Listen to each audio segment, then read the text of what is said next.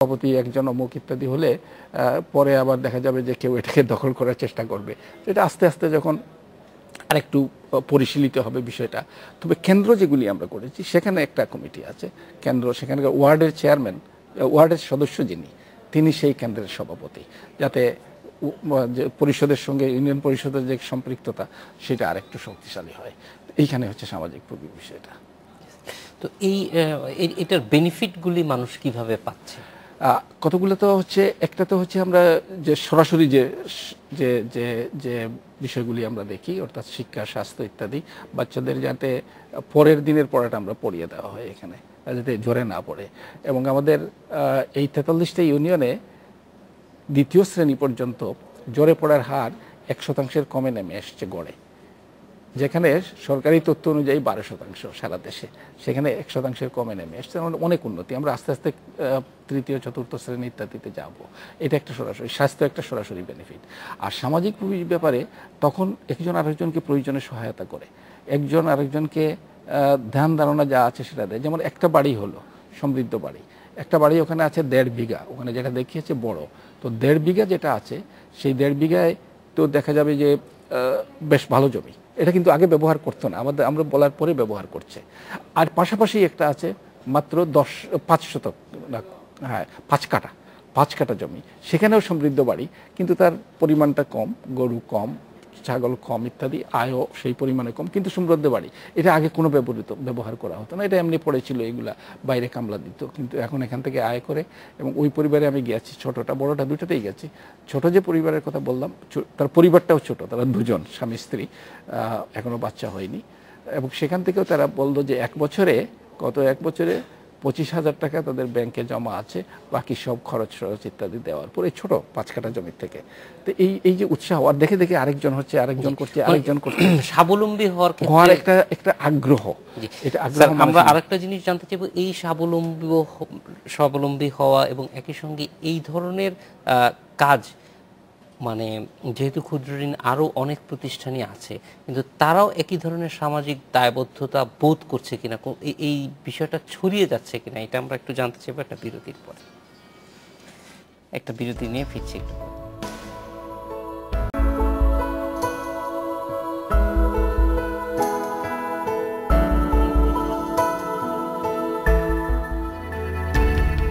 বিরতির পর ফিরে এলাম আশার বাংলাদেশে।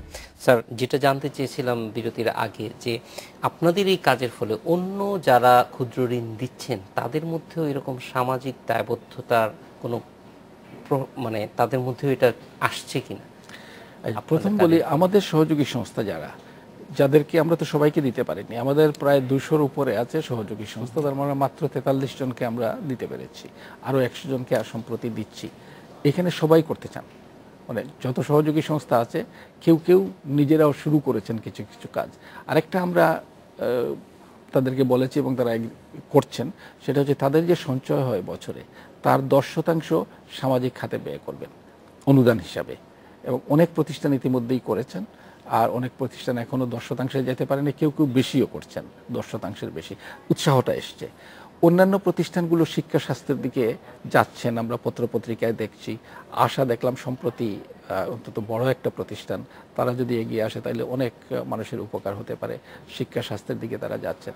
তো আমি ধারণা করছি যে এই কাজটা যত প্রচার হবে, মানুষ যত জানতে পারবে, অন্যান্য প্রতিষ্ঠানগুলো যখন জানতে পারবে, তখন তারা এদিকে এগিয়ে আসবে। আরেকটা কারণে আসবে, কারণ ক্ষুদ্র ঋণ তারা দিয়ে আসছেন বহুদিন থেকে, এবং সেখান থেকে যে খুব একটা সাংঘাতিক কিছু হয়েছে সেটা যারা করেন তারা জানেন হয়নি। বাইরে থেকে অনেকেরই ধারণা হচ্ছে, একটা রোমান্টিক ধারণা যে এটা সাংঘাতিক একটা কিছু হয়ে যায়। তারা অনেকেই এই চিন্তার মধ্যে আছেন যে আমরা কি করে দেখাতে পারি, সেই ধরনের কিছু প্রতিষ্ঠান তারাও এগিয়ে আসবেন আমার ধারণা। এবং কিছু কিছু প্রতিষ্ঠানে যারা শুরু করেছেন এবং এখনও চালিয়ে যাচ্ছেন, তারা কিন্তু মুক্তিযোদ্ধাও ছিলেন। মুক্তিযুদ্ধের যে চেতনাটা তাদের মধ্যে ছিল, এখানে একটি সমাজ হবে, প্রত্যেকে মানব মর্যাদা সম্পন্ন মানুষ হবে, মানবাধিকারগুলো প্রতিষ্ঠিত হবে, সেই ধরনের মানুষ এখনও আছেন। তারা আজ অন্যদের সঙ্গে যোগাযোগ যেটা করছেন। তো আমার যেটা বিশ্বাস যে অন্যান্য প্রতিষ্ঠান এইভাবে বা ভিন্নভাবে একই যেতে হবে এমন কোনো কথা নাই, কিন্তু মানুষকে কেন্দ্র করাটা মূল বিষয়। শিক্ষা স্বাস্থ্য অবশ্যই থাকতে হবে। এই ধরনের কাজ অনেকেই করবেন। আর আমরা যেগুলো করছি এগুলো যে হয়নি এই দেশে তা না, হয়েছে, আলাদা আলাদাভাবে হয়েছে, কিন্তু সমন্বিতভাবে আমরা যে কাজ করার চেষ্টা করছি সেটা কিন্তু নতুন, এবং ইউনিয়ন পরিষদকে সম্পৃক্ত করে সমন্বিতভাবে সেটা একেবারেই নতুন। কিন্তু শিক্ষা নিয়ে কাজ হয়েছে, স্বাস্থ্য নিয়ে কাজ হয়েছে, সামাজিক পুঁজি গঠন নিয়ে কাজ হয়েছে, অবকাঠামো নিয়ে কাজ হয়েছে, এগুলি হয়েছে, কিন্তু আলাদা আলাদা সেগুলো একসঙ্গে করে এবং একটা জীবনমান উন্নয়নের যে লক্ষ্যে সবগুলোকে একসঙ্গে নিয়ে এবং মানুষকে কেন্দ্র করে মানুষের যে চাহিদা, তার যে ভাবনা, সেটাকে ধারণ করে এইভাবে করা হয়েছে বলে আমার জানা নেই। স্যার, আমরা সীমান্ত গ্রাম চুয়াডাঙ্গার যে সীমান্ত গ্রাম ইউনিয়ন যে 40টা বাড়ির কথা আমরা দেখছি, এবং সেখানে দেখলে বোঝা যায় যে প্রত্যেকটা ঘর পরিপাটি, এক ধরনের মানে ভালো লাগা কাজ করে। আমি যাই নাই, কিন্তু আমি যে যখন এই রিপোর্টটা দেখছিলাম তখন দেখছিলাম, এবং তাদের মধ্যে আবার আর্থিক সমৃদ্ধিও যথেষ্ট। তো এই জিনিসটা সমন্বয় কিভাবে? আচ্ছা, এটা হচ্ছে আমাদের মূল ধারণার ব্যাপার, যে সম্পদ এবং সক্ষমতা। তো সম্পদ বাড়ানোর আগে যে সম্পদ আছে সেটার ব্যবহার করতে হবে।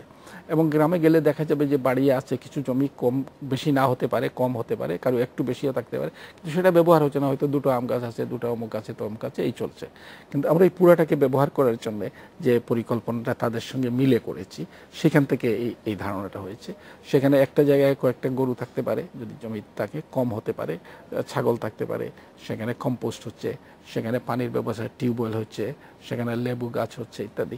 তো এই সবগুলো বাসক পাতা করছে, এই সবগুলো আমরা তাদেরকে উৎসাহিত করেছি, এবং তারা একটা বাড়ি হওয়ার পরে দেখা যায় যে অন্ধ বাড়ি। আমি চুয়াডাঙ্গায় যখন এটা শুরু করে তখন গিয়েছিলাম 2-2.5 বছর আগে। তখন এটা খুব পরিচ্ছন্ন ছিল না, জিনিসগুলো ছিল, কিন্তু অনেক জায়গায় কিছু নোংরা অপরিষ্কার জিনিসপত্র ছিল।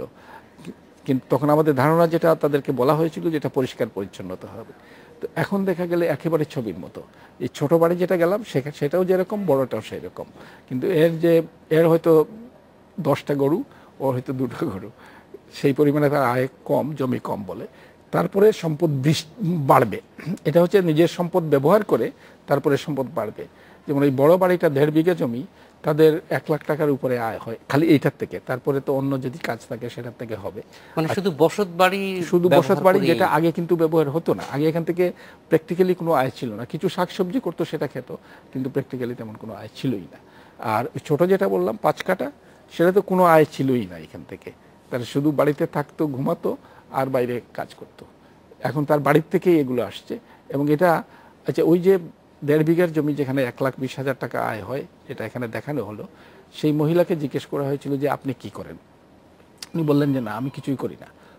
তা গরু খেয়ে দেখে আমি দেখি, ছাগল খেয়ে দেখে আমি দেখি, সবজি বিক্রি করে কে আমি করি, সব কিছু। ওই যে মনের মধ্যে হচ্ছে যে মেয়েরা কোনো কাজ করে না, বাড়ির কাজ নয়, এই ধারণাটাও কিন্তু এখন আমাদের গ্রামে বদ্ধমূল আছে। কিন্তু কাজ করছেন, সেই কাজটা নিজেও বুঝতে পারছেন না, আর আমরা পুরুষরা তো স্বীকারই করি না তারা কাজ করছেন বলে।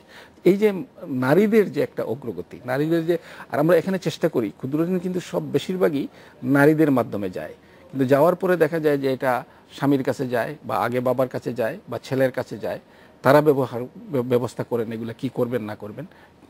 এইখানে কিন্তু আমরা চেষ্টা করি, এবং অনেক জায়গায় আমরা ইতিমধ্যেই সফল কাম হয়েছি যে নারী দ্বারা নিয়ন্ত্রিত। এই 5 কাঠার যে বাড়িটা, সেখানে আমি ওরাই একেবারে তরুণ, সবে বিয়ে হয়েছে, বছর 2-1 হয়, বাচ্চা নেই তো এখনও। আমি পুরুষকে জিজ্ঞেস করলাম যে তোমাদের কত আয় হয়, বলে আমি তো বলতে পারবো না, আমার স্ত্রী জানে। ওরা জিজ্ঞেস করলাম, বলে যে আমাদের 25,000 টাকা ব্যাংকে আছে, এত আয় হয় ইত্যাদি। এই যে নারীর যে তার মাধ্যমে টাকা যাচ্ছে, সে টাকাটা ব্যবহার করছে, কিন্তু পুরুষের মাধ্যমে যেতে পারে, দুইটাই সম্ভব। নারীদের এই যে অবস্থানটা, সেটাও আমরা একটু দৃঢ় করার চেষ্টা করছি। আরেকটা জিনিস আমরা করছি, সেটা হচ্ছে সচেতনতা সৃষ্টি।